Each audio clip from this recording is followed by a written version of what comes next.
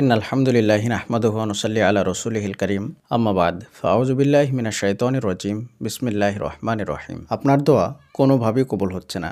শত আমল করেছেন, শত চেষ্টা করেছেন, কোনোভাবেই দোয়া কবুল হচ্ছে না। আমি আপনাকে একটা সিক্রেট আমল বলবো। তার শুরুতে আপনাকে বলবো আপনি একটা কাজ ছেড়ে দিন, আর সেটা হচ্ছে সব ধরনের পাপ ছেড়ে দিন।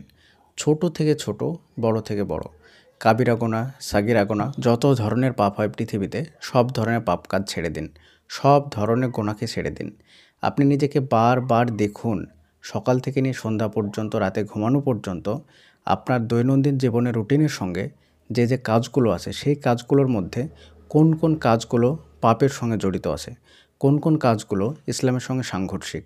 এই ধরনের কাজগুলোকে আপনি একটা একটা করে চিহ্নিত করুন।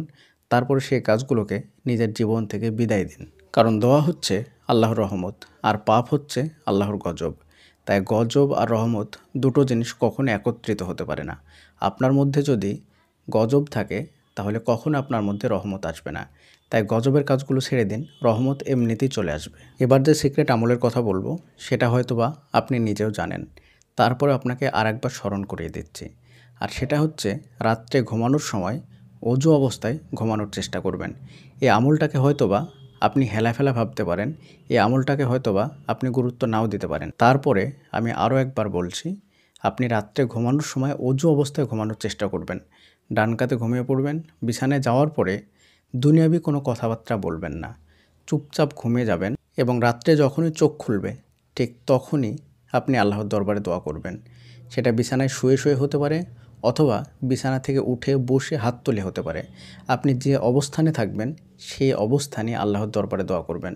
এবং আপনাকে আমি 100% গ্যারান্টি দিয়ে বলছি, আপনি যদি অজু অবস্থায় টাইম মতো বিছানায় ঘুমাতে পারেন তাহলে দেখবেন যে সেই সময়টাতে আপনার ঘুম ভেঙে যাবে, যেই সময় আসলেই আল্লাহ সুবহানাহু ওয়া তাআলা দোয়া কবুল করেন। কারণ অজু অবস্থায় ঘুমালে আপনি পবিত্র অবস্থায় ঘুমাচ্ছেন, আর পবিত্র অবস্থায় ঘুমালে যেই সময় আসলেই দোয়া কবুল হয়, আল্লাহ সুবহানাহু ওয়া তাআলা যেই সময় দুনিয়াবি আসমানে নেমে আসেন এবং বান্দাদেরকে ডাকতে থাকেন, সেই সময় অটোমেটিক গায়েবীভাবে আপনার চোখ দুটো খুলে যাবে, আপনার ঘুম ভেঙে যাবে।